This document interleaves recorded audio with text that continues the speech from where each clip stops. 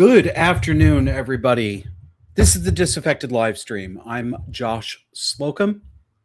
It is Wednesday, August 5th, 2026. And as I always do, because I have to run my own tech on this, I am going to take a minute here and monitor whether people are seeing me live on the various platforms.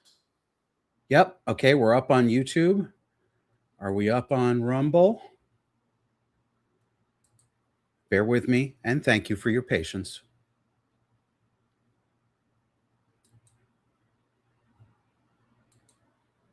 I'm looking. Come on. Start up, Rumble. Start up. You know how I love tech frustrations.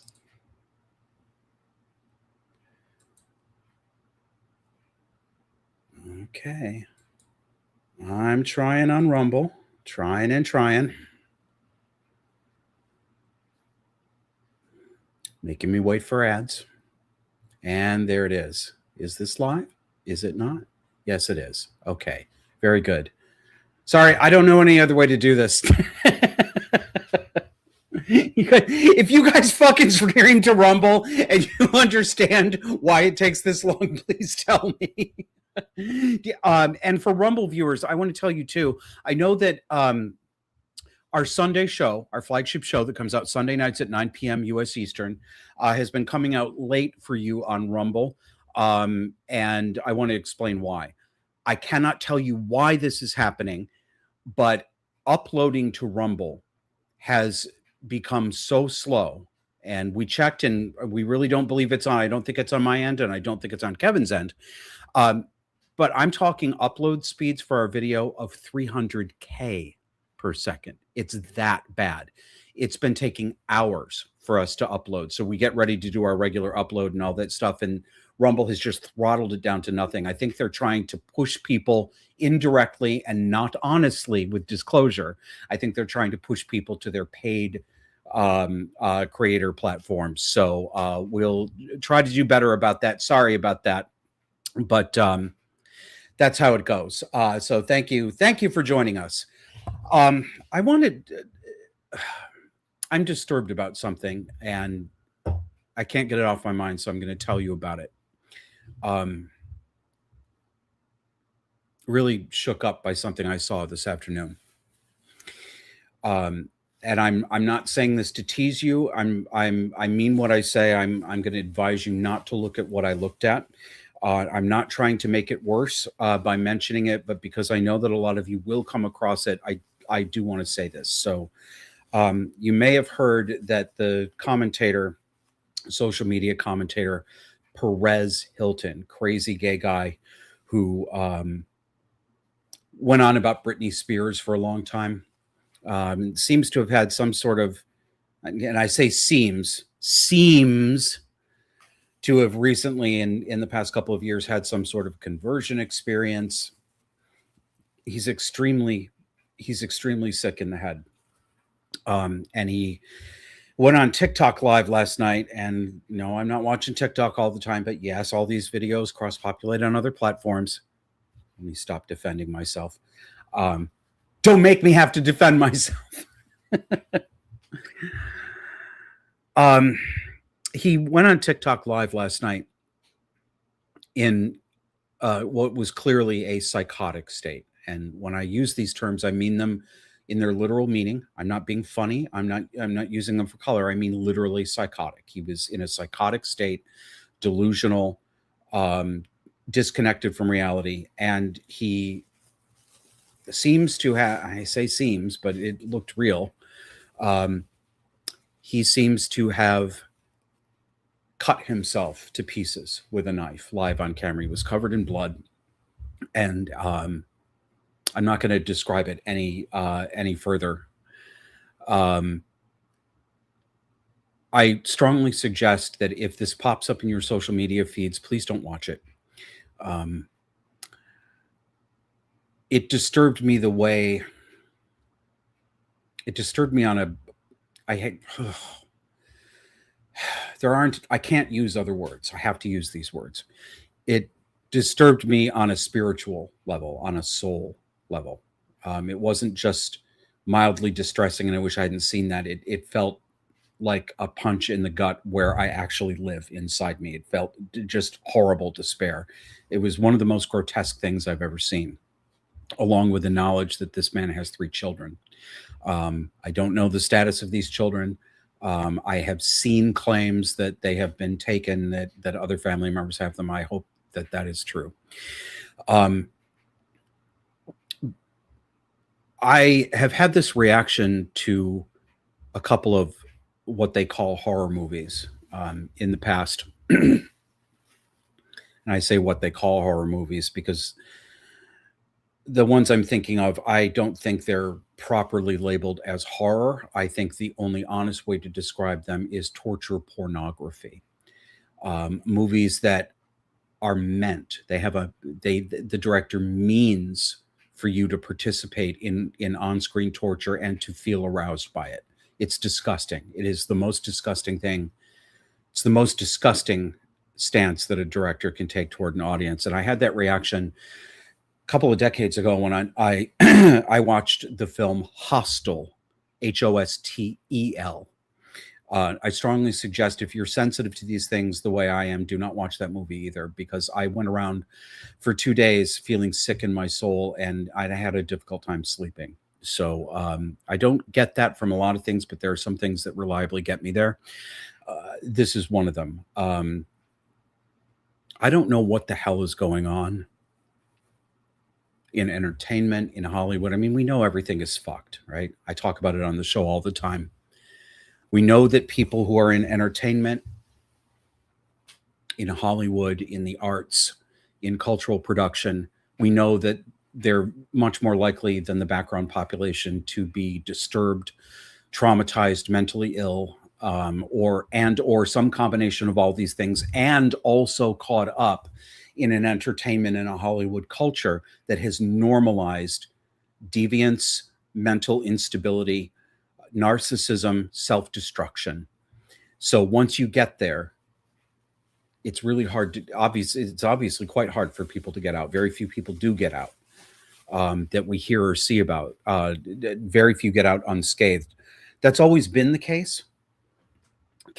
Kenneth, what's his name? Was it Kenneth Anger, who wrote Hollywood Babylon way back in the 70s, talking about all of the horrendous scandals, the rapes, the kidnappings that had gone on in Hollywood during the so-called golden age? It's always been this way, but there's something different going on in 2026 in our contemporary era.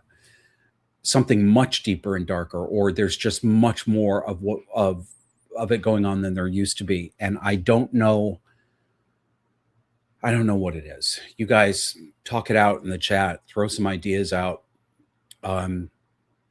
It's got me off my game today. And it makes me think. We're going to talk about surrogacy also today. I'm going to talk about surrogacy. And I believe that Perez Hilton bought his babies, his children, from a surrogate. So we have normalized buying babies.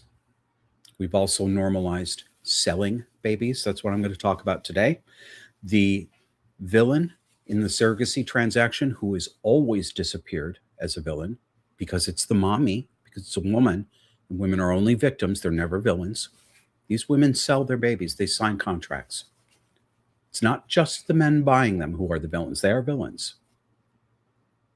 What the fuck is wrong with us that we can look at a woman? This is the first world. No, she's not coerced. No, stop that. If you're thinking that, stop it. First world women are not coerced into selling their babies because they have no other options and can't make money any other way. Just like they're not forced to be OnlyFans whores. They're choosing this.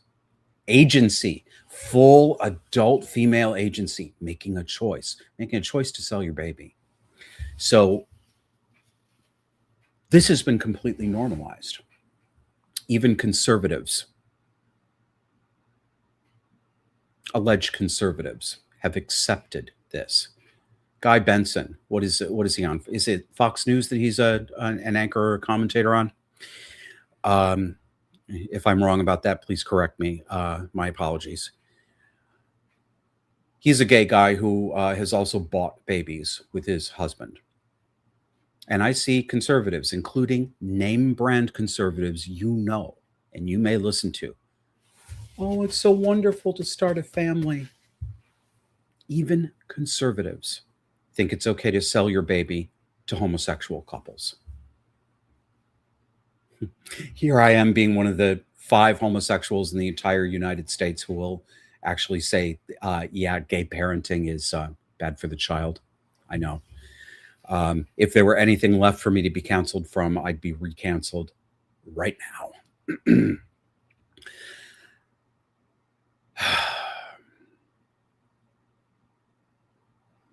All right, let me move on to what I prepared here. Thanks for listening to that. Don't watch it. Guard your peace of mind. Guard your soul. There's some things you don't need to see.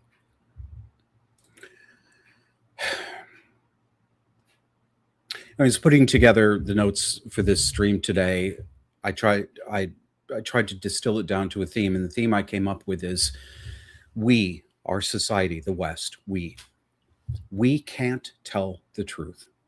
We just refuse to tell the truth. The truth has become poison in our society. Telling the truth, anyone who tells the truth, is immediately denounced by a good number of people. They're screamed at. They're called a bully. They're called liars. They're called abusers. It's a full moral and narcissistic reversal. And it's been going on for a long time. It's not brand new. But again, yes, now, today, in 2026, it's a lot worse than it's ever been. It's got me down. I gotta be honest. It's really got me down. I know about this dynamic. I've lived inside this dynamic for years now, but there are some times that it's really difficult to take. How do you move? How do you make a move in society? How do you address an issue? How do you participate in civic life, in community life, when simply telling a factual truth? Real truth is real. There is such a thing as the truth. We can't always discern it, and not every question is amenable to, is this in a binary true or false? I know all that, but enough, right? Enough exceptions. There is such a thing as a true statement and a false statement. There are true facts and there are false claims. That's real. How do we live in this society when living in the real gets you punished? I see people being punished every single day.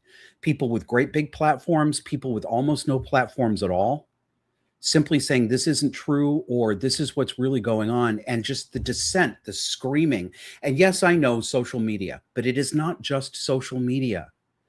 It's not just social media. It's the physical 3-dimensional world too. I noticed a number of people talking this week about how they describe themselves as fairly extroverted people. I'm not using capital E extrovert and capital I introvert. It's not a brand name identity. I'm just saying they describe themselves as generally being outgoing, gregarious, or extroverted, saying, I don't want to leave my house and I try not to leave my house anymore. And I understand this. It's like that for me too. People say, and why? Why do they say that?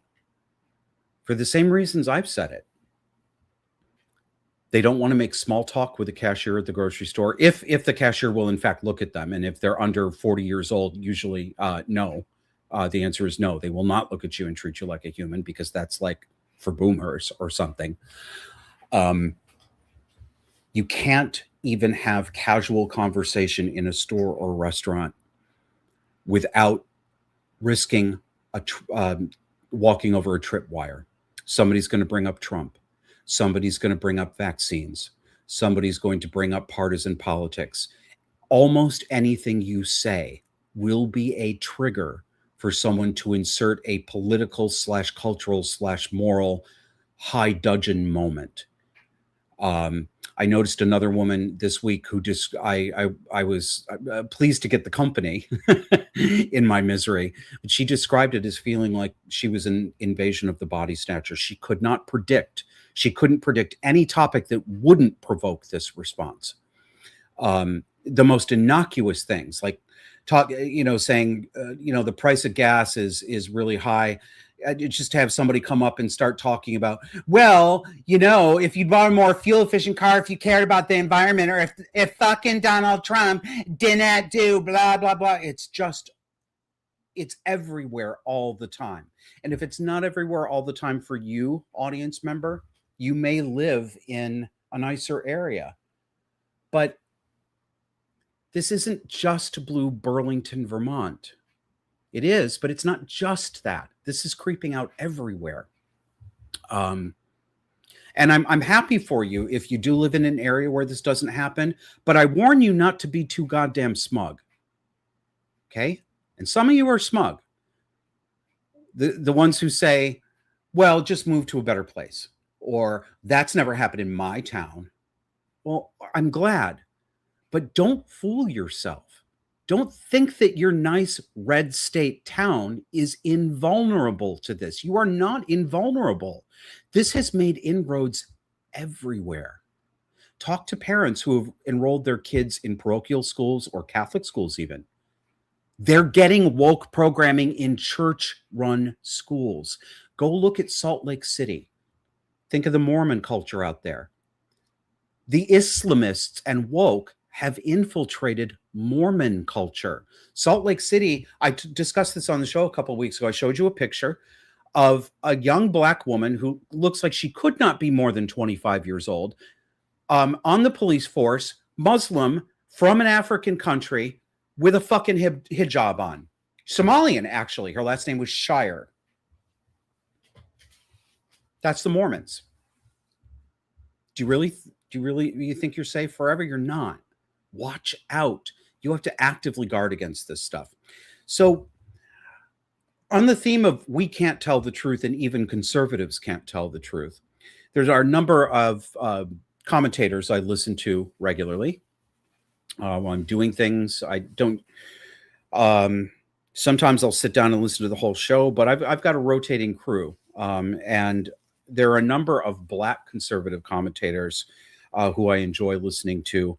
It's a breath of fresh air. These people are just as frustrated with Black culture as the rest of us are, and they've got the added unpleasantness of being Black and having that reputation roll off on them too.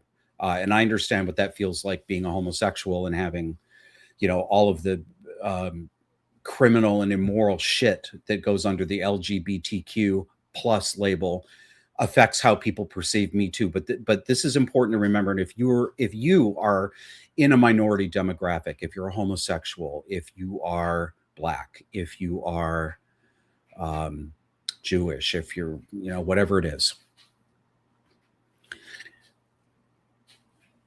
try to understand why you are not exempted from that. People don't know that you're not like that. They don't know, when women say, I'm not like the other girls, when they usually are like the other girls. No one can know that. No one can know that until they get to know you. People make generalized assessments because that's normal.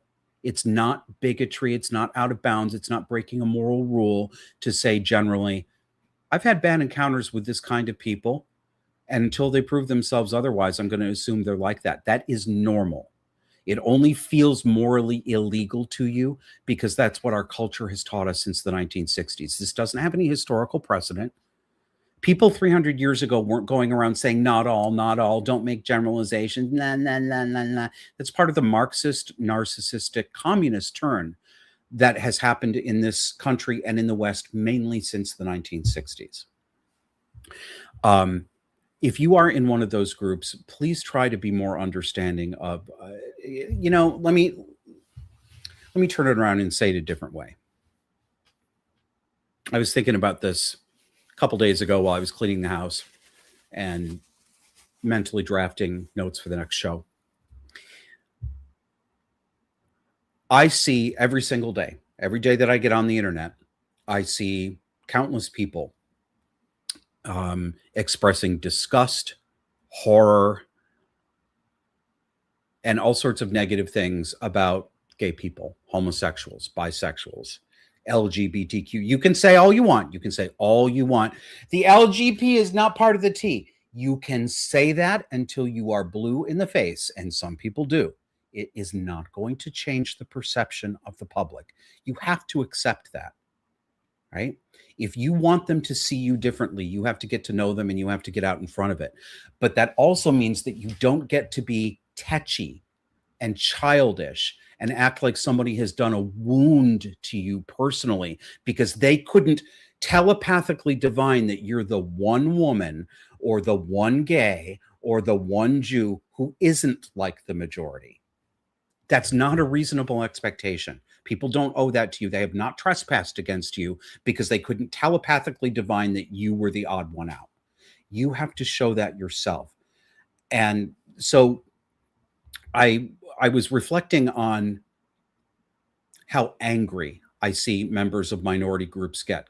Stable, sane, conservative, reality-based people who happen to be in one of these so-called victim groups. You know, the Black who's not like that, the gay who's not like that, the Jew who's not like that, whatever it is. Yes, as a matter of fact, yes, I am saying Jews. Jews are not off the table for criticism either. They've got their own lefty cultural quirks that and damage that they do.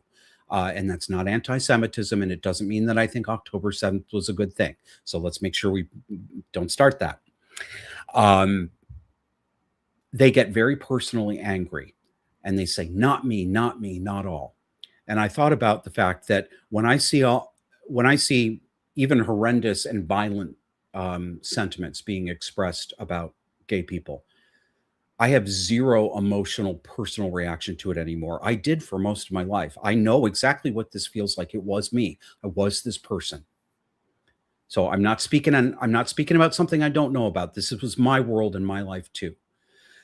But over the past 10 years, I have completely let go of any personal emotional investment in having a gay identity. That doesn't feel, I'm still a homosexual, even though I'm non-practicing, which means I'm not perfect at it anymore. And I used to be just perfect. I understand what that felt like, but I no longer have none of my identity and what I think is important about me that I want people to know about me or a part of me that I wish people to know when I'm friends with them. Homosexuality doesn't have anything to do with that. I have no allegiance to that identity anymore. I don't feel or perceive that people are saying Joshua Slocum is a dirty fucking faggot, just like all the rest of them, when they say that about other gay people who are acting up. It just doesn't faze me at all.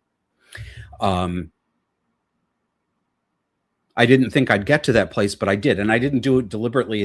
The identity simply fell away over the past 10 years as I changed my mind and reconsidered things politically and culturally. It just happened naturally. It wasn't a decision that I made. I would suggest that you think about that if you're a member of one of these minority groups, and at least notice your emotional reactions. If you find yourself getting angry, if your first urge is to say, hey, that's not me, at least reflect on it. Notice your urge and interrogate that feeling. Ask yourself, be real candid. Don't avoid it. Ask yourself directly. You don't have to do it in front of anybody. You don't have to admit it to anybody. This all happens inside your own head. But really think about it. What are you angry about? What feels vulnerable to you? Why do you feel that you were harmed? What are you scared of? Fear. Fear is behind this. You feel fear about something. What is that fear and where does it come from? Got a little off track here. So some of these anti-woke commentators that I listen to, real conservatives, they are still under the magical spell of leftism. And we're going to talk about this in a little while when we get into feminism, because feminism is now mainstream. It's not accurate any longer to say, well, feminists think that, but not most women. No. Feminism has not been a fringe position for decades. It has become normal, mainstream, baseline culture. That means that even conservative women are far to the left when it comes to women's issues and feminist stuff because it's the water that we breathe, right? So these anti-woke commentators were talking about how it's one of those days. I almost got my emergency pack of cigarettes out. I almost need the real thing. They're talking about Sophie Cunningham of the Women's National Basketball Association, WNBA. She's the tall blonde woman. You may have seen the meme of her pointing. She's like pointing at all the fouls and breaking rule breaking. Well, she recently made a public statement on camera where she just said reality. She said the truth. She said men and women are different. Men should not be in women's sports. This is the issue of trans women. She got, of course, roundly criticized for that, called a bigot, called hateful. She's abusing people. It was just fucking nonsense. And one of these anti-woke commentators, black commentator, and I'm not naming him because I'm not going on record saying something against this guy. I don't have anything to say against him. I like him. And I don't want to poison your mind against him, but he's one of many. Even he could not say the truth about this. So he asked the question, why are sports segregated by sex in the first place? Obvious question in this kind of conversation. Here was his answer. Well, they're segregated because the men and women have different skill sets. That's what he said, different skill sets. That's not true. That's him avoiding telling the truth. Even on this, he can't get all the way to the truth. What's the truth? It's not that men and women have different basketball skill sets, not different skill sets, superior and inferior skills, better and not as competent. Yes, hierarchical. Yes, some are better and more able than others. Women do not have the same level of physical skill in sports like basketball. They don't have different basketball skills. They don't have basketball skills the way men do. That doesn't mean they can't play basketball. Doesn't mean the WNBA shouldn't exist. Doesn't imply any of those things that get dragged along as soon as you say the truth. But it is not true that they have different skill sets. Men are better at most sports. That's just reality. Women are much better at early childcare. That's just a reality.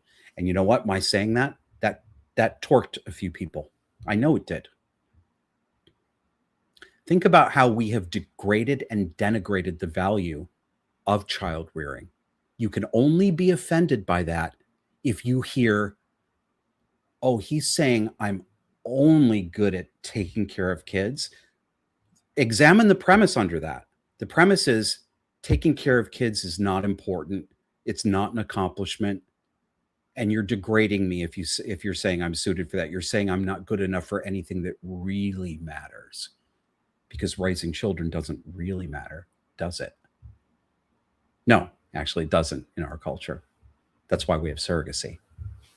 Children don't matter to us. We don't actually care about children. Haven't for a long time. So even the conservatives won't tell the truth. They are still walking on eggshells. I'm going to check a couple of comments here because you guys are giving me money and I appreciate it. CB75075. Thank you. Thank you, sir. Thank you for the donations. Appreciate it. Let me read your comment here. Well, it might be. I think the only comment is, hey, Josh. Well, hey, CB. That's an expensive hello, but thanks. Pop Art New Jersey says, who remembers the Baby M case in the 80s? Mary Beth Whitehead and the Stearns. I remember it. The baby at the center of this turned 40 years old this spring. I think that was the case where, was that not the case where, was this in vitro fertilization or was it sperm donation? Well, anyway, that I think one of the doctors involved was substituting his. Let me look at this again. This is okay. All right. Custody case. Ah, yes. A man named William Stern entered into a surrogacy agreement with Mary Beth Whitehead. Whitehead would be inseminated with William Stern's sperm, bring the pregnancy to term, relinquish her parental rights in favor of William and his wife, Elizabeth. She initially relinquished the child to the Sterns, according to the contract, but then apparently came back the next day and threatened to kill herself. She couldn't see the, oh God, everybody in here is a nightmare. Ooh.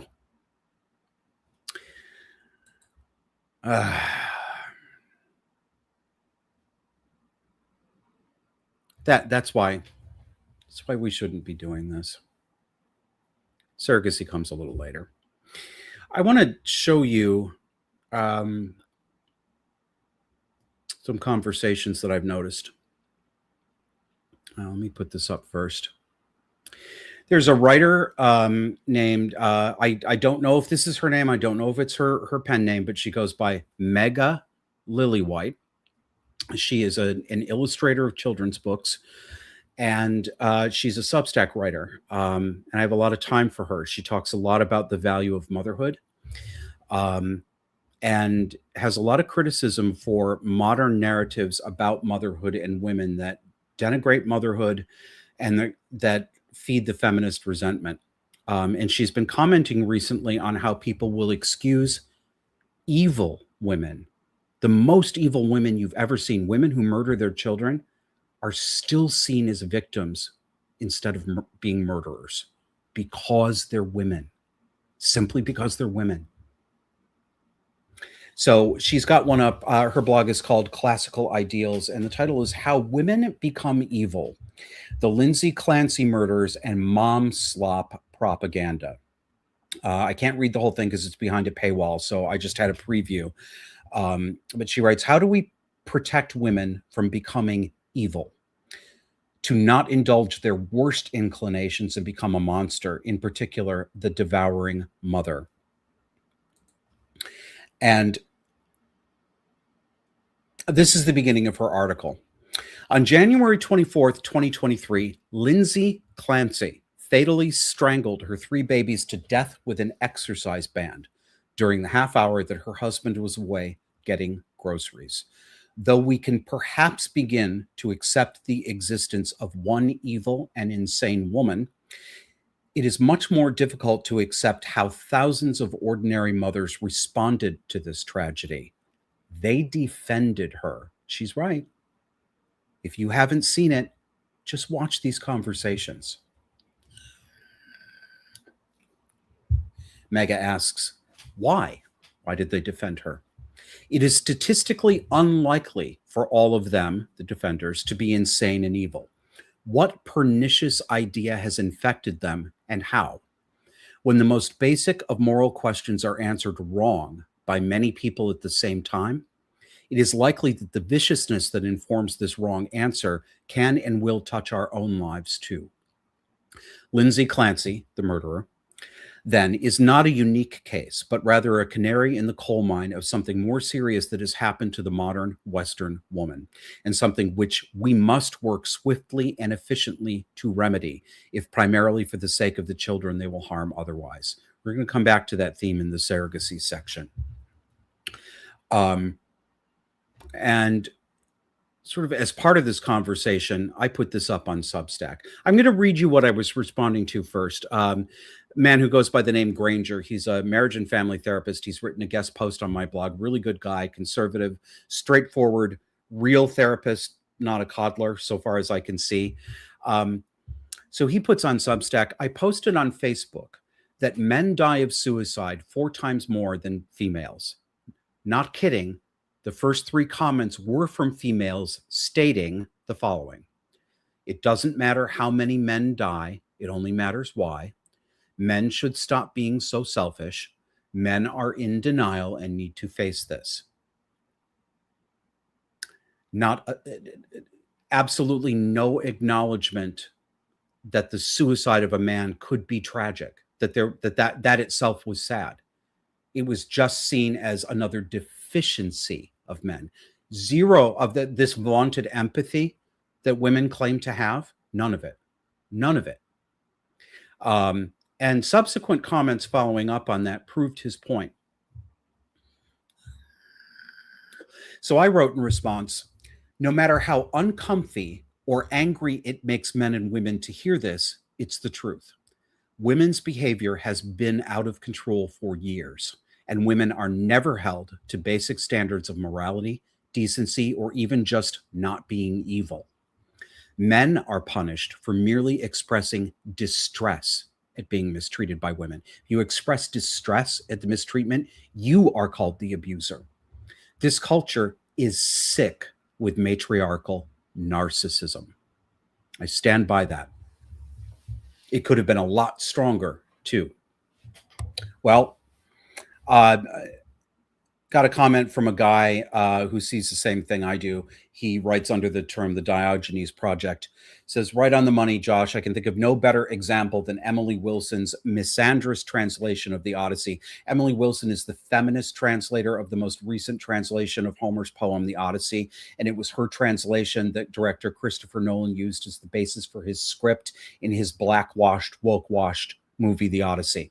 So Emily Wilson's misandrous translation of the Odyssey and her crisis-mongering introduction to her translation of Homer's The Iliad, the point of which, it seems, is to inflict unmitigated misery on the reader by linking the wrath of Achilles with the imaginary world-ending horror of modern, Western, cis-hetero patriarchy.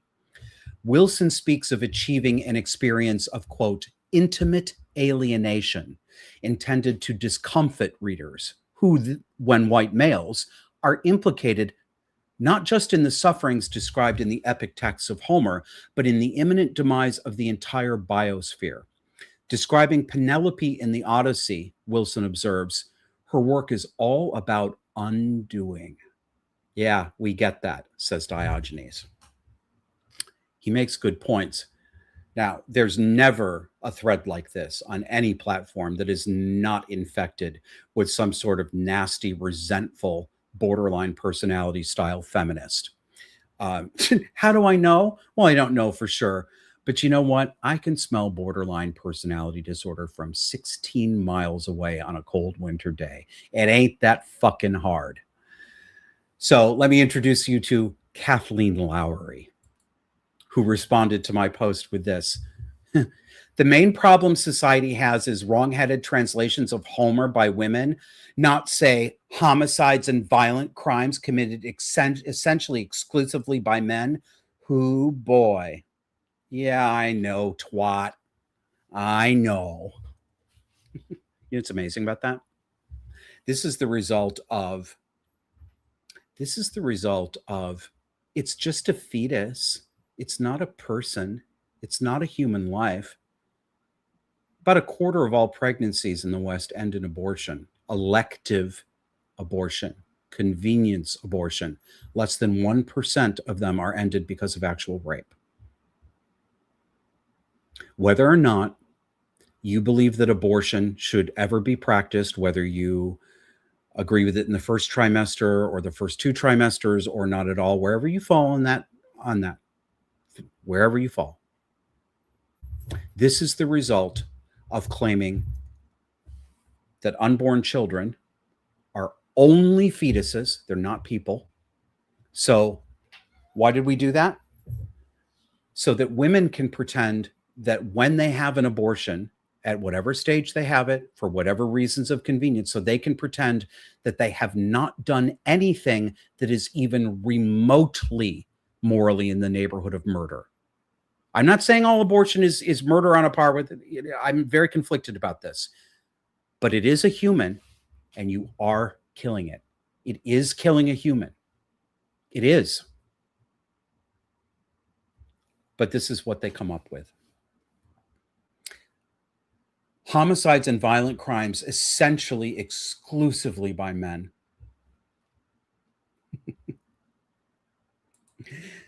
Kathleen had one more for us. I tried to drag the thread back to the topic, which was male suicide, and the fact that there's very little societal empathy or sympathy for this. This is her response. You bringing up suicide is worrying, I mean this quite sincerely. If you're having thoughts of self-harm, please reach out to someone in the real world offline. Tomorrow will be a better day than today is. No, she doesn't mean that quite sincerely. I only showed you 2 of her comments. The thread was littered with dripping condescension and sarcasm and stupid men and blah blah blah blah blah blah. This is very common. It doesn't hurt me personally anymore, but there are probably men out there who are a little bit more tender still about this and put off by it. This is what men get in public conversation when they talk about the problem of male depression and suicide. This woman is not, she doesn't mean this sincerely. She's taunting. I'm not making it up and I'm not over-interpreting. She's taunting. I saw the context. I see this a lot. Radical feminists like this have zero problem literally mocking suicide of even boys, even teen boys. This arouses them. It gives them pleasure.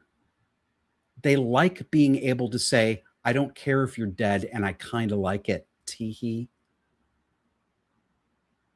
Yeah, I know. When I say these things, some people tell me that that's just my mommy issues, that I just hate women because I hate my mommy. And by the way, I hate her for no good reason. She never did nothing to me. And I'm so stupid and I'm so damaged that I can't see the difference between my mother and other normal women. So everything I say can be chalked up to that. No, that's not true. I'm not making it up. I'm not over-interpreting. This is really common social media behavior from a lot of feminist identified women. They hate men and they hate boys, and that often includes their own boy children. Yeah. They teach them that men are monsters. I'm raising my son to be a good man and to listen to women. That's not what they're doing. They're teaching him that he's shit, that his purpose on earth is to serve women in a serf and feudal lord or lady relation. I grew up with this. No, I wasn't the only one who grew up with this. Any boy raised in a feminist household is taught that. That is what feminism is. It's not a distortion of feminism. It is what feminism is. All right, what do we got next here? Actually, let me look at the comments for a little while, see what you guys are talking about. Let's see, what do we got here? Doodly-doo.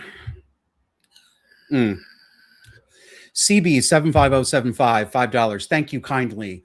But women created this mess by bragging that they were equal to men and forcing their way into male spaces. I root for trans women busting up that club. Yep, I'm on your side too.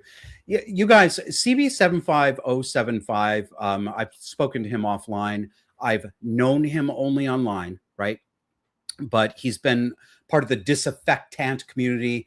He's in our Discord, and I've talked to him privately, and I've talked to him on here before many times. And when I first noticed his commentary, yeah, I'm calling you out. I'm making you a pseudo celebrity on my little podcast. I thought he was too extreme. I thought he had gone over to the dark side because I still wasn't ready to really see what feminism had really done. I didn't want to go all the way, but I got to tell you, I was wrong. He didn't go over the dark side. He's not exaggerating. And I'm with him now. I mean, when he says things like this, and I mean it, I don't give a shit anymore. I do not care if there are men on women's sports teams. I like it. They have it coming. Oh, I know you can say, oh, but what about all the girls and women on there who didn't ask for this? You're right. They didn't, but it is their responsibility to do something about it. They told all of us normal men to shut up. They told us that we were patriarchal when we tried to protect them. So we said, okay, we're not going to protect you. That's what you get. When you say you don't want it, you won't get it. And now you can't come back and say, where are the good men? And they all do. Where are the men to stand up for me? Where do you think they are, bitch? They're divorcing you. They're walking away. They're not holding the door open for you. Well, I didn't do that. Yeah, I know, but women collectively did. You take responsibility, lady. You want trans women out of your locker rooms? Men, do it. All by yourself. Sisters, do it for yourselves. That's what you wanted. So that's what you have. Sage 501, $3. Thank you, ma'am. Feminism gave women the, quote, right to act as sociopaths while guaranteeing that society will treat them as victims. It's absolutely right. Absolutely right. Ryan Kelly asks, maybe a better question would be, how do we protect men from evil women? I don't know the answer to that. I don't know what to do other than trying to help men see clearly what the landscape is. You can't protect people, except with children. You can't really protect on behalf of other people, but you can show them how to protect themselves. The only thing I know to do is help other men see what's actually going on so that they can make accurate decisions about the kind of women that they will invest their time in, the kind of women that they will marry, the kind of women that they will allow to teach their sons and daughters. Other than that, I don't know. If you guys have ideas, put them in the chat. All right, I'm going to take a look over at the YouTube chat now. What have I been missing?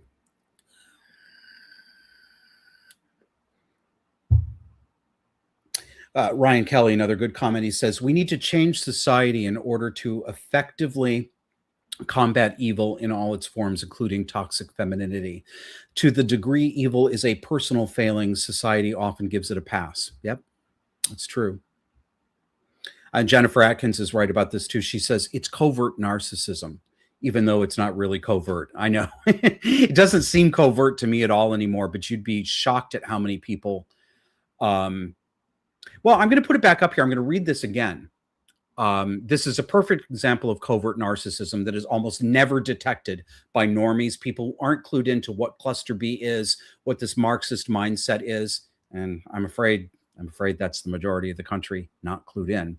They will see something like Kathleen Lowry, who, remember, was all over the thread mocking male suicide. No, she wasn't mocking male suicide. She was all over the thread mocking the idea that women could be responsible for any evil that even approached the vast evil of what men do every day. And she did this to deflect away from the suicide topic. She wanted to change the frame. They do this all the time. They try to drag the frame. Men and women too, sane women, because, you know, the women who watch this podcast, thank God I've met you. Thank God I've met you. Because I didn't know until I started getting really vocal about feminist shit. I didn't know how many women saw it too and were just as put off by it. But it's a lot of women. There's a lot of really sane women out there who want nothing to do with this. So, you know, again, Kathleen writes, "You're bringing up suicide is worrying. I mean this quite sincerely. If you're having thoughts of self-harm, please reach out to someone in the real world. Tomorrow will be a better day." Most people are going to read that out of context and think, "Oh, well, at least she's got a baseline moral caring." No, that was covert narcissism. That was taunting. That was sadism.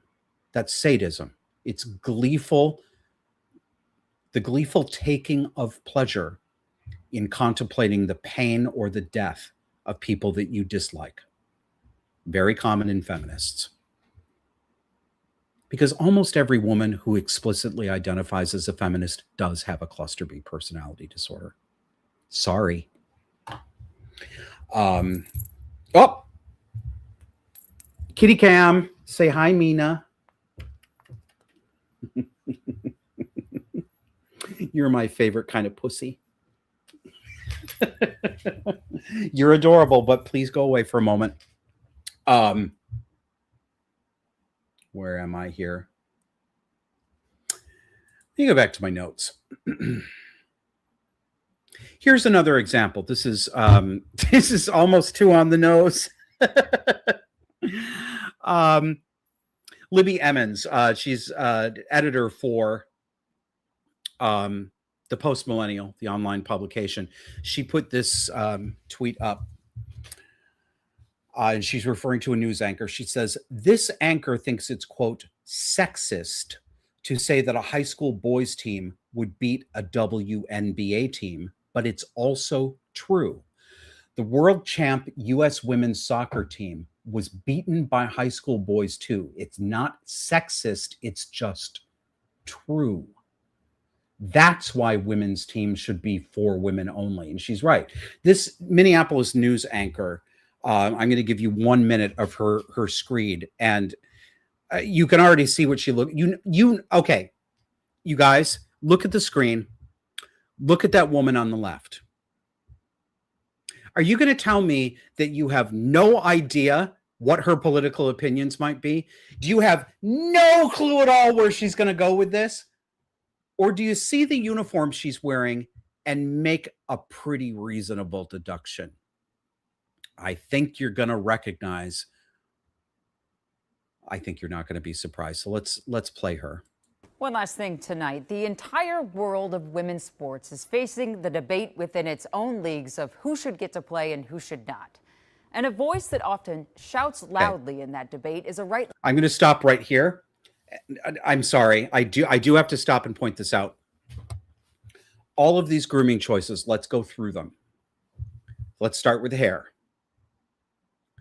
I don't care if women have short hair. Women are allowed to have short hair, but this isn't just kitty, cat transplant yet again. This isn't about having short hair because I like having short hair. This is a deliberate choice to choose an unattractive, slightly hostile hairstyle. It's deliberate. She doesn't no. I just like it this way. I like the way it looks. You don't like the way it looks for its pure aesthetics because it doesn't flatter you and it doesn't flatter most women. It simply doesn't. It doesn't. Tastes may vary, but this doesn't. They choose this because it makes a hostile statement. It's an anti-beauty statement. It's a fuck your male gaze or anybody else's gaze. I mean, do you think other women like looking at this? So then the glasses, we all know the borderline glasses, the look at me glasses, the I'm a leftist and I have a problem with something glasses. One earring, just the one, not two, one. So what she's signaling with that is, I'm not doing this to be pretty. I'm not doing this to be woman pretty. I'm doing it in the gay way. Because when I was young, because this woman's about my age, wearing one earring was often a deliberate signal that people gave to say, I'm in the gay community. That's what she's doing. She's woefully out of date, but that's why she's done it. Wearing a suit, okay, but it's a masculine suit. It's not a suit cut to flatter women, right? It's not horrible, but it's definitely, I'm choosing to look as masculine and male as I can, all the while hating males. Now look at the shirt. Look at the stripes. Look at the colors. 15 years ago, we would have said they're baby blue and baby pink, but they're not now, are they? No, they're trans kid colors. Those are the trans kid colors. She's this deliberately. Little pocket square. Yeah. She wants to be seen as a dapper gentleman, but a dyke gentleman. Because men are shitty, except when she wants to be one. So gross. I'm sorry. We'll go back to the beginning and I'll let it play out without my commentary. One last thing tonight. The entire world of women's sports is facing the debate within its own leagues of who should get to play and who should not. And a voice that often shouts loudly in that debate is a right-leaning outlet owned by Fox News called Outkick Sports. And today its founder took to a new stunt, one that really makes no sense if Outkick is really concerned about caring about women in women's sports. So Clay Travis, he's the man behind Outkick. He announced today he's offering $10 million to the winner of a game of basketball between a high school boys team of his choosing and the WNBA defending champions, the Las Vegas Aces. I thought to myself, why? But obviously the answer is because he thinks it is so impossible for any group of women, let alone the best in the game, that they could ever beat younger and more inexperienced boys. It's a. Did you hear the contempt? I'm gonna rewind it. I want you to hear the contempt in the way she delivered the word boys. Yes, this is Josh doing. These are just small things. No, they're not. They're tells. Listen. And more inexperienced boys. It's a thinly veiled sexist joke, revealing the actual truth of how he and his organization feel about women's sports. It's not about caring about them. They think women's sports are a joke. Good night. You know what, bitch? They mostly are. That's right. They mostly are. They wouldn't have to be a joke if the entire purpose of making leagues like the WNBA was to force us to pretend that we think women are as good at basketball as men. Why can't I don't even believe in for a penny, in for a pound. I don't believe for one moment that the majority of women give a flying fuck about women's basketball. I don't think they give a flying fuck about women who play football. I don't think they're that interested in seeing girls be on wrestling teams, even if it's only with other girls. I really don't believe it. Why don't they make sports leagues for things that women excel at and that women enjoy? There are some physical activities that, I mean, for example, equestrian stuff, women have always been well represented in there. There's field hockey. I can't even say these things without feeling like I have to pre-defend myself. Oh, it's dumbed down for girls. No, it isn't dumbed down for girls, and it's not stupid because it's for girls. Women have different bodies and cannot perform the same athletic feats in the traditional male-oriented sports. It just isn't true.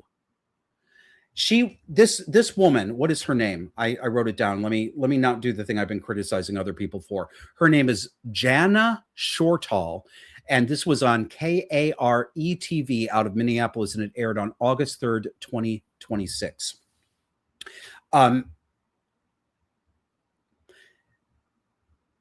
think she's pretending that she doesn't believe that a professional women's team could be beaten by what she calls younger and inexperienced boys. I hope you caught that. She knows that they can. In fact, it's likely. Sure, there will be times when there's a fully grown women's sports team and you could theoretically match them up with some 16-year-old boys who wouldn't beat them. But most of the time, the boys are going to beat them just because of the biological structure, just because of what male and female bodies do. Explain to me, if you hate men, if you believe that maleness itself has been the most negative influence in your life, if you think that it has restricted your career, that it has cost you opportunities, that it has ruined your relationships, why then, Jana, and all of you similar women, why are you trying so hard to play dress up and be your daddy? Because that is what you're doing. You are trying to be men in a way. The thing you claim to hate. Why? Why do you groom yourself like a man? Why do you dress in men's clothes? And also, when you're cosplaying as a man, as so many of these feminist dyke types do, I know the answer to this. They have a ridiculous, inaccurate view of men as boorish oafs whose main distinguishing characteristic is hostility and aggression. That's what they think acting like a man is. When these women start acting like men, they act like sociopathic men. They act like narcissistic men. They act like bullying men. It's not men who embody these characteristics as a sex class. It's women like this. That's them. They are narcissistic. They bully. They are hostile. It's all projection and reversal. Let me give you another example of what feminism has done. You may not see the direct connection. I'm going to play it for you first, then I'm going to draw the connection for you. This is a recent appearance, August 2nd, 2026 on CNN. It's Bobby Kennedy Jr., our Health and Human Services Secretary. Astonishingly, CNN actually had him on. If you notice that, the major networks anymore, zero Republican administration people on, very rare. They've completely abandoned any pretense at objective news coverage. Sitting down with Dana, what a fucking retarded name. Dana Bash. Sorry. I can't stand it. That horse-faced woman who has been a devouring mother on the air for years now. She drives me nuts. So here she is sitting down with Bobby Kennedy. Watch how this plays out. People to get the MMR vaccine. Yeah, I said that already. Okay, so I know you're flustered now, and it is. I'm not flustered at all. Because I am people frustrated. have not been honest. The reason I'm frustrated is because you are the HHS. You are the HHS secretary, and you are talking about things that. I'm going to stop for a second. Did you notice what just happened? This is not how news interviews used to go, even a generation ago. You did not immediately talk over your guest and try to shut him up. She's being a school teacher. She's being a bad school teacher. But that's what she's doing. She's shutting him up. It's right in your face. It's right there. That's how it is now. You will listen to mommy and you will shut your boy mouth. Boys. Go back again. So I know you're flustered now, and it is. I'm not flustered at all. I am frustrated. Have not been honest. The reason I'm frustrated is because you are the HHS. You are the HHS secretary, and you are talking about things that lead to vaccine hesitancy in this country, and it is something that causes problems for people when there is not anything. Let me ask you something. Do you see your job as ending vaccine hesitancy, or do you see your job as telling the truth to the American people? I see my job as telling the truth, and the truth is that there is study after study after study. It's one of the most studied things out there in science. Stop for a second. Study after study. It's the most studied thing. The science said this is female neurotic adherence to consensus. It is not about truth and falsehood. It is not about objectivity. It is about managing consensus. And if you can't manage it, you are going to force consensus. That is what women do without pushback from men. Women who are not hemmed in by having to be in contact with men force consensus and force belief and force behavior. They are not good arbiters of objectivity. Yes, that is a characteristic of women collectively, not a characteristic of men. You're repeating it like a parrot. You're repeating it like a parrot. I've actually read this. So are you. So are you. Look at playground bullshit right here. So are you. So are you. Not you. You stupid bitch. You stupid, stupid bitch. You know, my friend Holly said to me the other day, she said, she says, sort of funny, but not funny too. She says, I think you're having a female typical midlife, not midlife crisis, but a female typical settling into middle age. And I said, what do you mean? She says, well, men, when they get into middle age, will often have a midlife crisis. It'll be career oriented or this or that. But women and men, she said, tend to soften a bit and start to become a little bit more consensus oriented, a little more settled down in family life. And I can see the truth of that. She goes, but women, on the other hand, stop giving a shit what people think about them. And that's where you're at. She's certainly right about that. I don't care anymore. I've lost everything. I've lost all my respectability. No company would ever hire me. This is my life for the rest of it. Whatever I can do to make money. So donate to the show.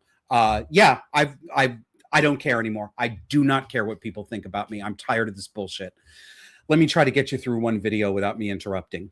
Come back here and debate this. So I'm not debating this with you. Of course you won't. No, because I'm not debating. All you know how to do is repeat things that people told you and say, trust the experts. That's what you did during COVID.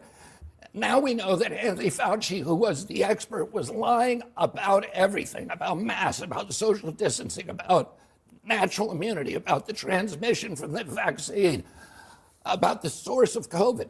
He was lying, and you were punishing people for not trusting the experts. And now you're rolling out the experts again to talk about something that you have no personal knowledge of. Okay. I guess I'm going to keep interrupting. He is the expert. He is the Health and Human Services Secretary. No, he's not a doctor, but he is the head of the expert agency. She will not recognize Bobby Kennedy as an expert. This has nothing to do with science or truth. This is devouring mother. Do it. Say it. Don't say the bad thing. Don't disagree. Say what I want you to say. Okay, well, guess what? That is my job, to talk to people. Your job is to Am I tell the allowed to truth talk? to the American Yes. public.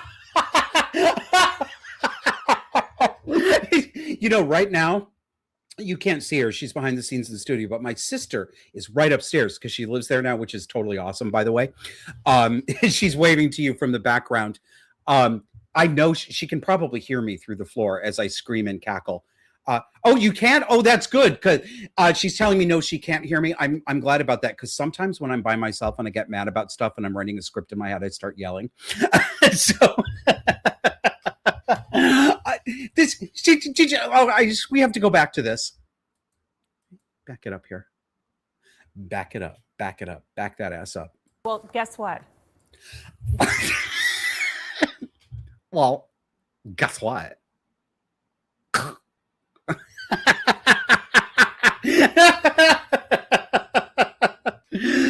She's, you know what she's giving? She's giving grilled cheese girl. I'm going to tell the grilled cheese. I'm all over the place today. Thanks for hanging with me. Sorry, this is what you get. I shouldn't have watched that goddamn Perez Hilton video. It really fucked me up. So I used to be a waitress on the overnight shift at a Perkins restaurant. And if you don't know Perkins, it's a carbon copy of the Denny's chain. So when I think I was 17, 18 years old, 17, 18, 19, when I worked the overnight shift waiting tables at Perkins. So 11 to 7, the drunk shift. And this was upstate New York. It's actually, it was the Perkins in the parking lot of Camillus Mall. It probably doesn't exist anymore. But we would get our biggest business when the bars let out, but more when the bowling alleys let out. So Pop Art, New Jersey, the waitresses, they knew what boys like. Boys like me. So when the bowling alley let out, you know, the crowd, I mean, I'm sort of halfway between my unearned classist airs that I used to have because I was just white trash shoe, but I looked down on other white trash. When the bowling alley would let out, all the really young adults would come in for breakfast because they'd go for bowling, but they mostly went because beer was cheap. You could get like $2 pitchers of Pabst and shit like that. And they would all come in. They would all come in. Stop sending me notes, Jesse. They would all come in. And these were the guys who, they all had mullets and what I call the Fireman Steve mustache. You know, it's like all that my cousins did this. The people in my family did this, like the rite of passage. You showed that you were a grown-up man by grooming yourself like everybody else on the volunteer fire department. So everybody had to have the Fireman Steve mustache and everybody had to have the mullet. And they all drove Chevy Novas or Camaros, right? It's that set. You know these guys. And they all had their ladies. The lords had their ladies, and they would squire them in to the restaurant. They'd come in and hand around the back, squire Madame to her table, right? And Madame, I'm going to tell you about grilled cheese girl. Madame was bleached hair, perm, back combed, teased up, Aquanet, and the front bangs were, well, I guess I'm going to ruin my beautiful hairstyle. So it was like this. You take a hot curling iron barrel, right? And you go into the bangs about right here, and you take this piece and you turn the curling iron under. And then you spray it and take the curling iron out. Then you go back in and you take this piece and you roll it backward. And then you spray it with the curling iron. I know you older people know what I'm talking about. So Madame comes in and she's walking in like this. First of all, so the bleached hair, blue eyeshadow, black pencil eyeliner on the inner eyelid, you know, the raccoon eyes, the trailer park eyeliner, and the bright pink lipstick, and skin tight jeans. This is beyond camel toe. I'm talking the seam of her Levi's had to be touching her cervix. I mean, we're talking, this was not a cleft, it was a crevasse. And all these girls walked around like that. And she's walking in like this.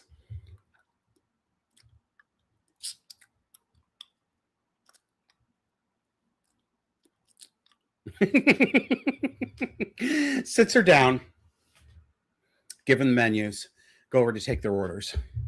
What would you like?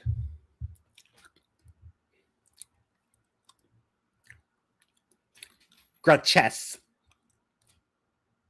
Excuse me? Gracias. I couldn't understand what she was saying. Literally couldn't understand what she was saying because she pronounced it like that. I said, I'm terribly sorry. Could you tell me your order one more time? Grilled cheese. So that's Grilled Cheese Girl, who she has a black counterpart. And I don't remember if it was that night or another night, but I call her Pancakes and Bacon Girl.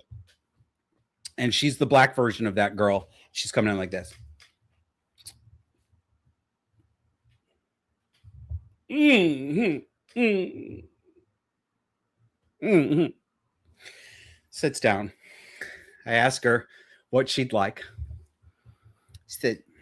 And now here's the thing. She's looking at a specific combination platter. You know, it is its special name. It's like the grand combination thing of thing, right? And you get a couple of different choices. But you only get certain choices. You can't have anything you want with a combo. You have to pick from the list of things that's on there. So it's like you can get eggs and a short stack of pancakes, or eggs and a side of sausage, or whatever it is. And the special combo has the special price. So because it's a black girl, you know, she's trying to get the value for her money. And so she had said, Alma will have the combination with pancake and bacon. All right. Trouble is, that combination didn't have a bacon option. And I'm on the horns of a dilemma. If you have ever waited tables, you know this about black people. And yes, 99 out of 100. They are awful. They are awful customers. This is 35 years ago. It was that bad then. It's worse now. They will run you and run you and run you and accuse you of fucking up their order. They will call your manager over. Your manager will come over, and every single fucking time they take the black customer's side, and you just have to eat it. And then they will stiff you on the tip. Of all the black people I've ever waited on, I can remember 2 or 3 instances of ever getting a tip, and it was like $1. This is just known. It's not an inaccurate stereotype. It is the most accurate stereotype on the planet. And if you doubt me, talk to your black friend who's been a waitress. She will tell you that black waiters and waitresses also try not to wait on black tables because they won't be tipped either. So all of this is running in my head at the same time. And I'm realizing I have to correct her, because if she sees I can give her pancakes and bacon, but I can't give them to her at the combination price because bacon isn't one of the options. There is a point to this. Thank you for listening. If I don't explain this to her, she's going to scream at the cash register. I'm experienced. I've been through this before. So I have to clear this up now and take the lumps now, or it's going to be later and she's going to be screaming at the cash register. So I'm like, I can't give you bacon on that combination, but obviously we have bacon. You can get a side of bacon. Would you like it? A short stack of bacon and a short stack of pancakes and a side of bacon. And I did the thing. I pointed to the menu showing her we do indeed have bacon, right? I'm here to serve you, ma'am. She does this.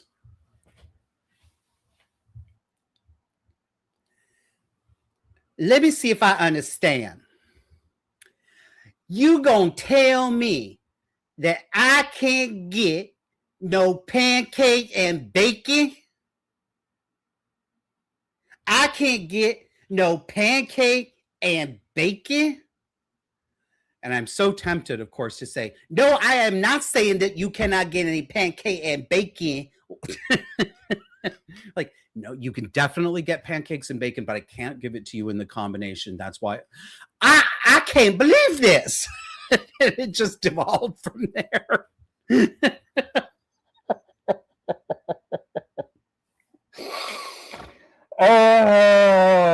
And it's so much worse today.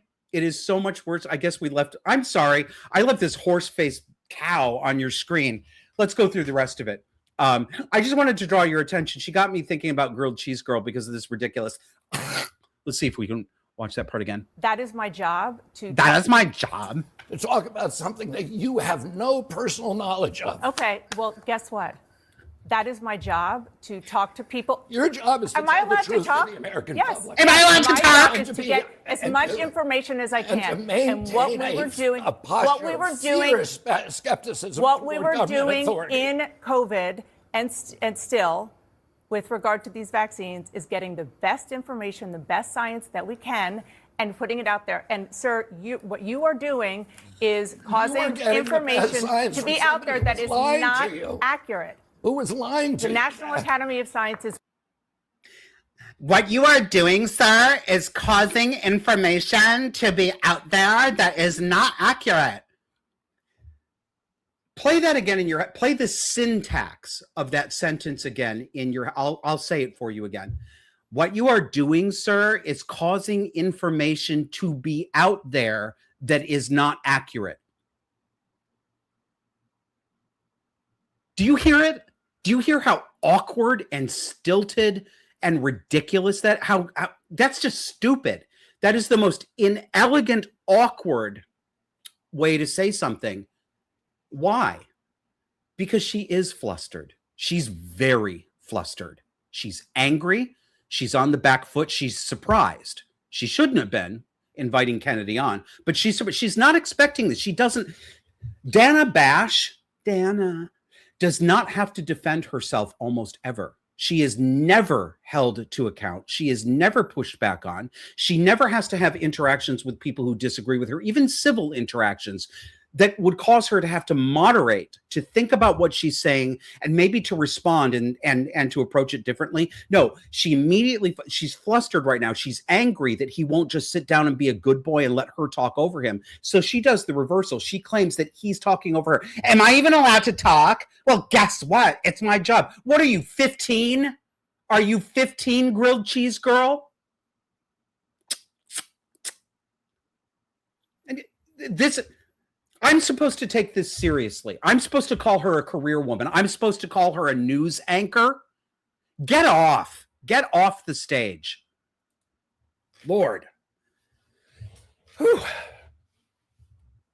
So what's the connection to feminism? Feminism did that. Feminism created Dana Bash. Feminism created networks like CNN who do this as standard practice and call it journalism and news presentation when it is not those things. This is not normal. It's not about truth. It's not about conveying information. And no, it doesn't matter that there was never a golden age when all media only cared about the truth. I acknowledge that that is the case. I acknowledge there's always been these problems. Not to this degree.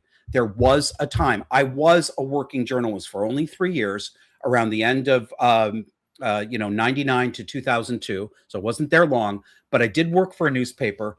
I did actually have a beat. I did physically have to get off my ass and go out in the community and talk to people. And I very quickly started winning statewide awards for coverage. I was very good at it. I picked it up very quickly, but I was right there at the time when they were letting go all of the copy editors, when they were doubling up, they were doubling your job duties and not increasing your salary. It was all about advertising. It was all about corporate. Even in those days, the editors that I worked for and the crew of young people around me in the newsroom did give a shit about doing a good job. We weren't perfect. We had our biases, but we did care. We talked about this stuff. We had weekly meetings where we talked about we would go through last week's newspaper. The editors would come in and we'd sit down for a weekly meeting and he'd pull out mistakes. And yes, your name was attached to them. Everybody was on an even playing field. Everybody got called out when they needed to be called out, and they got praised when they needed to be praised. This was just grown-up professionals. No time for crying. We just need to do a better job. And they'd go through and they'd say, this was missing a first reference. Your readers have no idea what bank you're talking about because you never disclosed it. Or, this was opinion and analysis when it should have been straight news reporting. This actually gave the impression that the opposite of the truth was there, even though you didn't mean it to. So let's be more careful about that. They did care. They don't care at all anymore. It's not even there anymore. And one more thing. Let me rant about the news one more time. All of you, this is pointless. There's no point in me saying this, but I'm going to say it anyway because I say a lot of pointless things. Put absolute calendar dates in your news copy. Put absolute calendar dates in your spoken news read. Stop writing last week or yesterday. Have you guys noticed this? Go to the New York Times. Yeah, all the way to the top. Go to the New York Times. Go to any bougie magazine that does daily news coverage. Go to any of them. All of the quote professionals. You have no fucking idea what date the shooting happened on because it's all last Wednesday. No absolute dates. No August 5th, 2026. Never. It's not there anymore. So the moment that written copy becomes detached from the website container that updates the date, as soon as that happens, it's useless. It's no longer archival. It refers to something you have no idea when it happened. It could have happened in 1979. That's everything now. None of them are going to go back to putting dates in, of course. You think it's hard to parse the truth now? Put yourself in the shoes of the historian in the year 2060. What is she going to do? There will be if we still have books, if we still have literacy, there will be entire books written about the fact that this is a dark ages in documenting American history because there are no reliable sources. Nothing is dated. Even the vaunted gray lady will call men women. There's no, everything is reversed, that nothing is specified. It's all relative. It will be absolutely worthless. You will not be able to document what happened. All right. Done with the news here. I want to draw your attention to one of my favorite writers on Substack. Her name is Janice Fiamengo. Janice Fiamengo.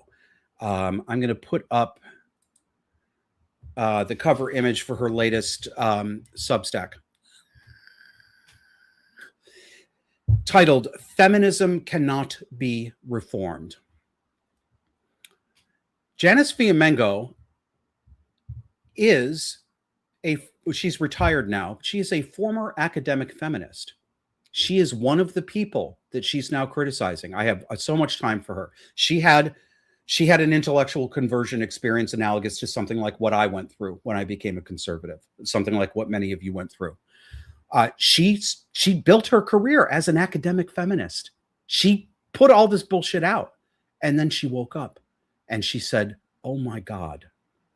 And her writing is fantastic because she's sort of going back over everything she thought she knew during her career and researching it and finding out that what was presented to her, which she then passed along to her students and in papers, was in fact not true.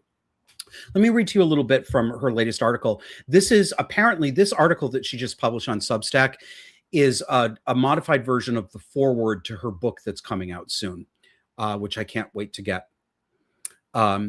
So, quote from Janice Fiamengo. "I was an adherent of feminism before I became a critic. I have felt its euphoric exaltation and its self-flattering conviction of moral purity.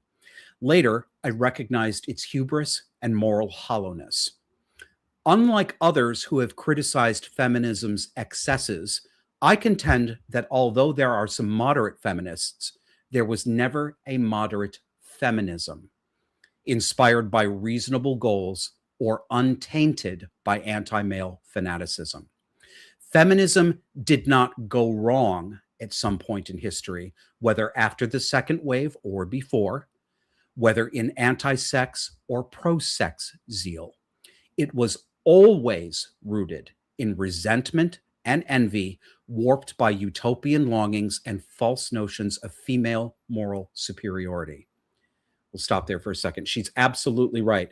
And that this is, I offer this very especially to those of you listening who might want to respond with, but feminism used to be reasonable, or, but the first wave wasn't like that, or, but the second wave really only wanted equal pay for equal work. I used to believe that too. And in fact, I believed it even after I became a conservative. I believed it up until about 3 or 4 years ago.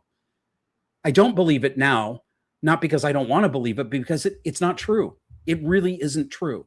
It was never just about that. And it wasn't primarily about that either, because many of the things that feminism claimed women were suffering from, they weren't actually suffering from. I'm going to give you a concrete example today.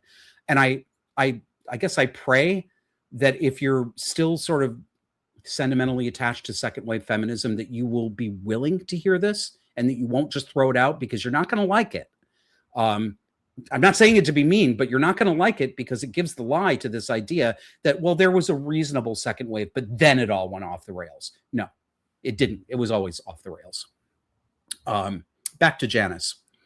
Decades of feminist grievance mongering and accusation have led inevitably to our present time of ceaseless complaints, anti-Western causes, hysterical accusations, rampant divorce, a declining birth rate, millions of abortions, and anti-male cruelty.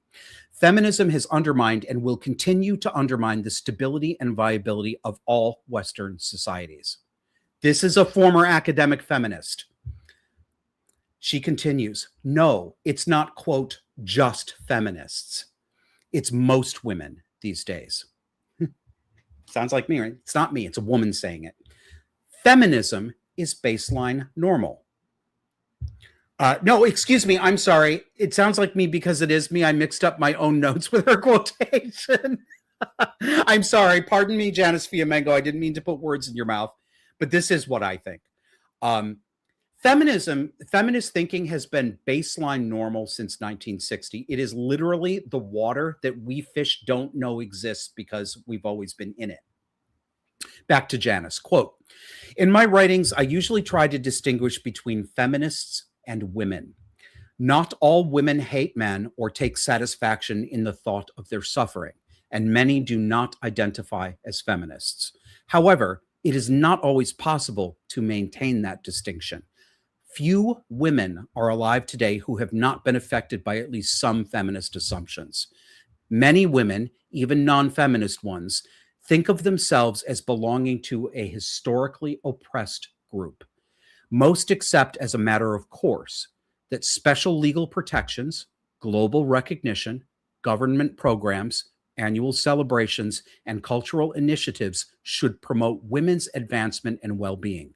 Many women, perhaps most, harbor some resentment against men, especially white men, for their alleged privilege. End quote from Janice.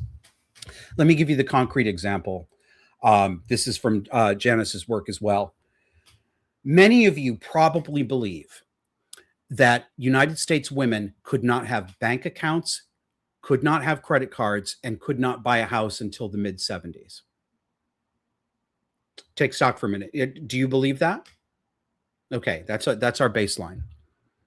I know, because I've had these conversations. Your grandma told you that, and your grandma wouldn't lie, or your mom told you that, or other women older than you told you that. So you know it's true because they told you. It isn't true. Not the way you were told. This is from Janice Fiamengo's October 1st, 2025 article that I have saved. Put it here. Titled, Surprise, Surprise, Another Popular Feminist Claim Turns Out to Be False. What is that popular feminist claim that turned out to be false? It's this one. And she uses this illustration. Did you know that women couldn't get credit cards on their own until 1974? Until Congress passed the Equal Credit Opportunity Act of 1974, women couldn't get credit cards in their own name. Often they had to bring along a man to co-sign for them, according to Smithsonian Magazine. Hashtag Women's Natural History Month. Bullshit. Bullshit. So here's a summary of the truth claim. This is the truth claim of the feminists. Women were denied credit cards under their own name, or they were required to have a man. Notice that, just a man. They don't say a husband. This comes in later. Just a man had to co-sign. They have to characterize this as they hate you because you're women, and only because you're women, not because of any other income factor, just because you're women. What actually happened is, I'll go back to Janice. Quote, a few years ago, I started hearing that women, before feminism, couldn't have their own credit cards, or they couldn't get one without a man's signature, or married women couldn't have one in their own name. Divorced women apparently couldn't get credit cards at all. Men conspired to keep women powerless and dependent. That's what Janice heard. More from Janice. The statement struck me with the full force of the ludicrous. I started school in 1970. My teachers were nearly all women. At least half of them were unmarried. They certainly seemed to live full, normal lives in obeisance to no man. They were paid a salary. They had bank accounts. They owned cars. They bought things. They took vacations. My mother had worked in an insurance office for years, both before and after she married my father in 1956. She had purchased appliances. She paid her own rent. She helped my father buy his first commercial fishing boat and handled all the household expenses when my dad was away fishing for months every summer. My friends' mothers were similarly active and self-determining. Were all these women actually hobbled by the patriarchy and cut off from the economy? Skipping ahead, Janice writes, the reality is that from the 1950s onward, credit cards were a new invention being aggressively marketed to both men and women. Advertising from the era shows how keen credit card companies were to target female customers, how eager to tap into women's spending powers. And I've got to get rid of this one so I can bring another image on here. But this is a credit card advertisement from the 1950s for Chevron. Take a look at that. A Chevron national credit card allows you to charge normal service station purchases. I can tell you from the hairstyle and from the model of car that is anywhere between 1957 to probably 1960. Women couldn't get credit cards, huh? Interesting. Back to Janice. So she tells us the real details of the story. The cases in which credit issues were reported, she was talking about national hearings. National hearings were held before that 1974 Equal Credit Opportunity Act passed. National hearings on discrimination against women, where credit card companies and bank CEOs came to testify, and they all testified, we're in the business of making money. Women have money. We want them to have credit cards. There's no sex discrimination going on here. It's actually about whether you can prove stable income. So back to Janice, she says, the cases in which credit issues were reported related specifically to married life. Some women complained that joint marital credit accounts in both husbands' and wives' names were created when they married without their asking for such to be done. Joint accounts could become a problem following a divorce when the credit history associated with the account would follow the husband and not the wife, under the assumption that he had been the one paying the debt. That was a reasonable assumption. Did you hear that? The credit history would follow him. That means good and bad. That means if she fucked up their credit and they got divorced, his credit rating would suffer later, not hers. Back to Janice. If joint credit were assigned to the husband after a divorced woman could find herself having to reestablish or establish credit on her own, just like anybody would. cetera, et cetera. So this is analogous to when you're a young person. Many of you probably had to have your parents co-sign your first car loan, or maybe your first rental agreement, your first lease. I remember when I did not have enough established credit as a late teenager that I ended up asking some older friends to co-sign a car loan for me. Many of them declined wisely, but one did. I wasn't being discriminated against because I was a woman, obviously. I wasn't being discriminated against because I was gay, although I love to claim that for almost everything bad that happened to me. I was being reasonably and sanely discriminated against economically. Discriminated doesn't mean discrimination is normal. Okay. It's not, I know it has a negative connotation, but we discriminate. It just means judgment call. I was being discriminated against economically for sane, rational, demonstrable reasons. What were those reasons? I was 19 years old and I had an annual income of $18,000 a year. I was a bad credit risk because I was a teenage boy. That's why. Same thing with women in these situations. When you had a country where the majority of people were a married economic unit and the man was the breadwinner, right? We're not talking about women who actually had their own jobs, but still no bank would give them a bank account. Still no bank would give them a credit card. That didn't really happen. We're talking about men and women who formed an economic unit in a marriage, and the man was the breadwinner and the woman was the homemaker. So when the actual cash bills had to be paid, the man was legally on the hook for this. How can you call this some kind of discrimination against women? No one forced these women. It just doesn't make any sense. Finally, I do want to talk about surrogacy. And I didn't leave myself as much time to talk about this as I wanted to. But this has been a particular bugbear for me for a long time. Surrogacy, in almost every case, I'm sure there are edge cases out there that you could cite for me where I'd say something different, but just accept that, please. Don't dun me with a whole bunch of comments about that. For the most part, surrogacy is immoral because what it is it is buying and selling babies. It's human trafficking for infants. Surrogacy is when a woman decides that she will carry a baby, whether that is her own egg or whether it is an implanted egg from another person. Account for all the variations. They're all in there.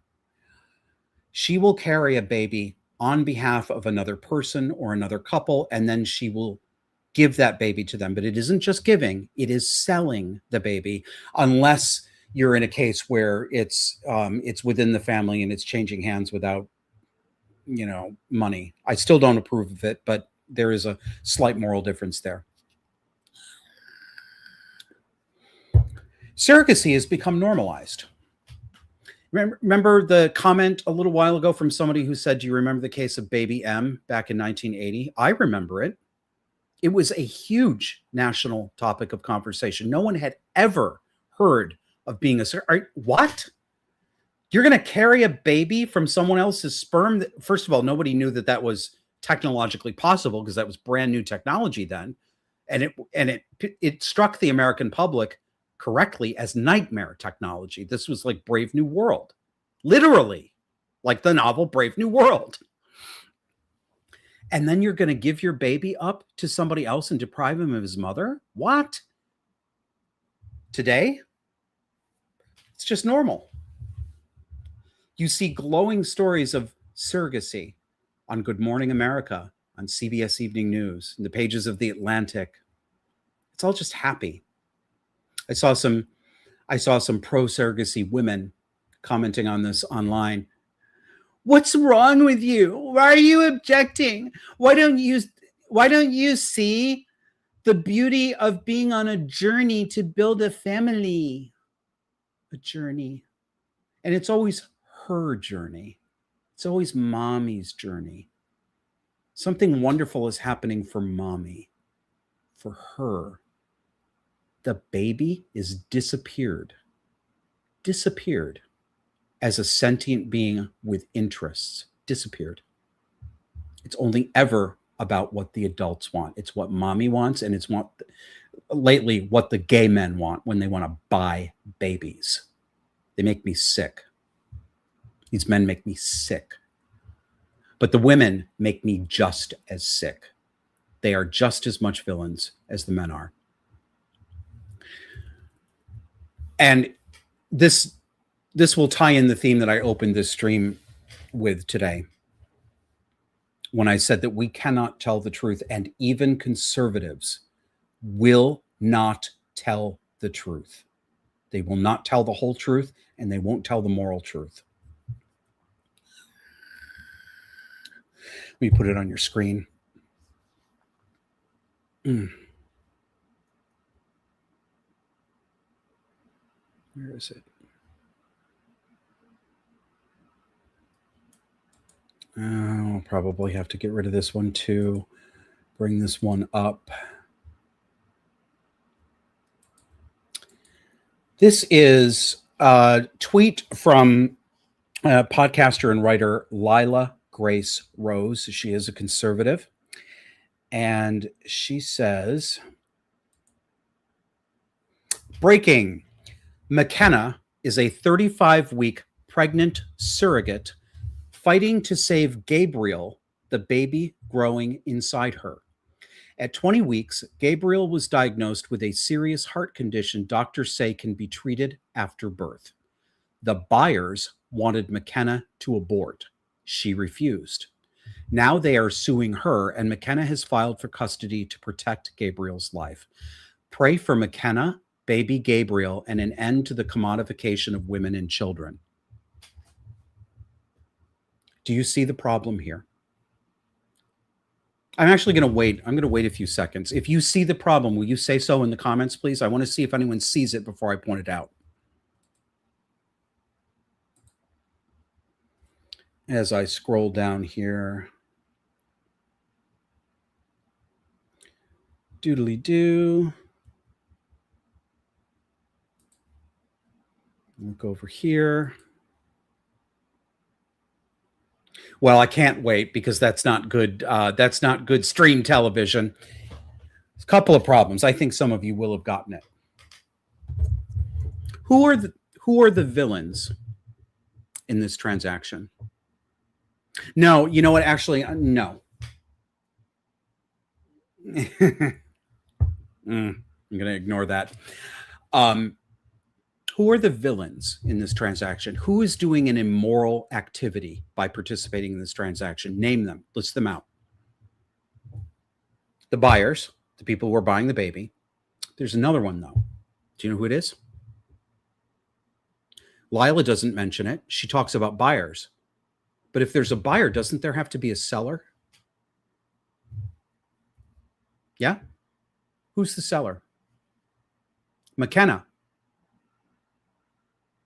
McKenna, the surrogate, she is selling her baby. It says right here, she's under contract. She signed a contract to sell her baby. Why is McKenna being characterized as a victim here? I'm glad that she had some moral waking up, that she's not going to abort the baby and that she's filing for. Actually, I'm afraid I can't say that I'm happy she's filing for custody, because any woman who would sign a contract to sell her baby is not a fit mother. How is this not obvious? How is this not obvious? Why is Lila Rose presenting this as McKenna being a victim along with the baby? The only victim in this scenario is the baby, the child, the boy named Gabriel. An end to the commodification of women and children. The bitch commodified herself and commodified her own fucking baby. Oh, you want to see how sympathetically McKenna is portrayed? I want you to see it. I'm going to bring it up here. Get myself all riled up before I'm about to sign off. Meet McKenna. Oh, look at her. It's practically Madonna and child.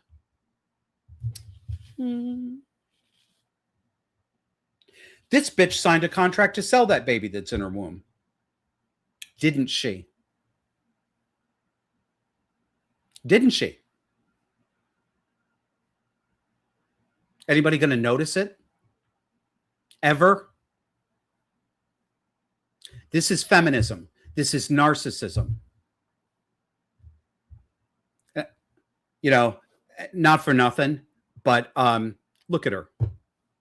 Covered in tattoos. Covered in tattoos, biracial. I'm sorry, but the correlation between biracial and mentally unstable with an attitude is very high.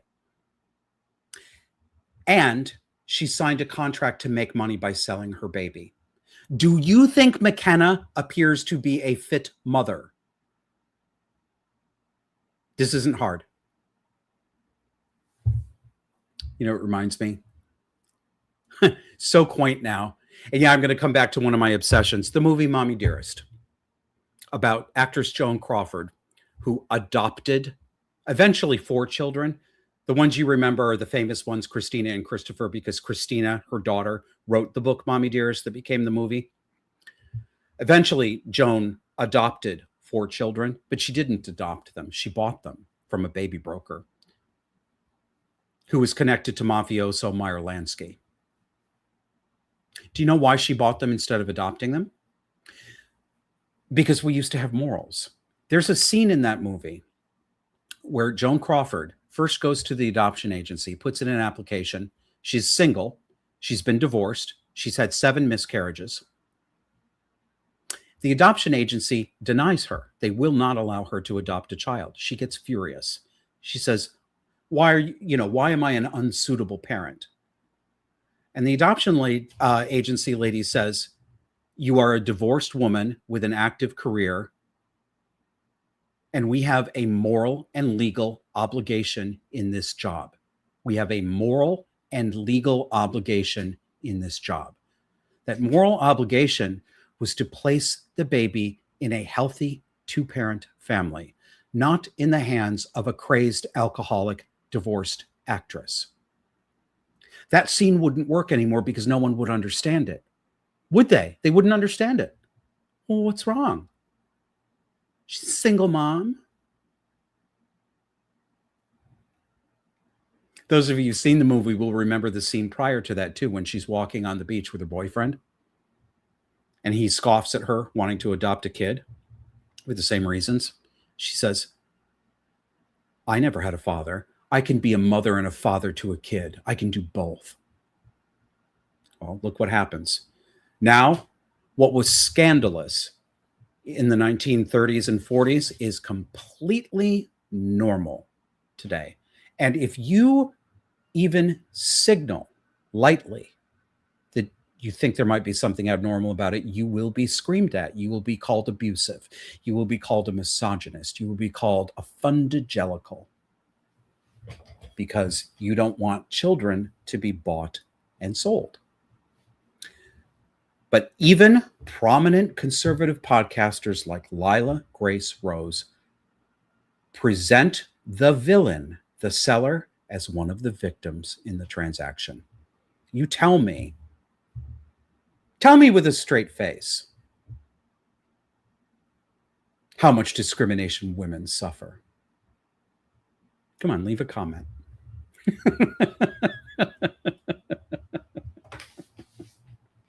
All right, one more. I'm going to do one more glance over the comments. Thank you all for participating today. Sage 201, $501, $2. Thank you. She says the greatest trick feminism ever played was convincing the West that female evil is an impossibility, even as she sells her own baby for cash. Well, yes. Yes. That's how it is.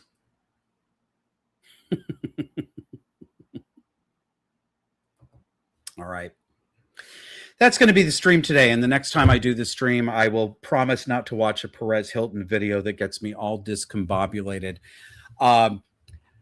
If you like the show, you like what we do here on the stream on Wednesdays, or more formally put together on Sundays, we could definitely use your support, and it's very much appreciated. If you want to throw some cash into the kitty, a very easy way to do it is to go to our Buy Me a Coffee page. That's just look up ko-fi.com/disaffected. One-off donations go there. If you want to become a disaffectant in our special members only club, in our special members only private Discord chat server, become a monthly supporter. It starts off really low at $5 a month. Go to subscribestar.com/disaffected or to disaffectedpod.substack.com and sign up as a paid subscriber. You'll get a welcome email back, and you will get a code to join our Discord server and join the other disaffectants. Thank you very much. I will see you guys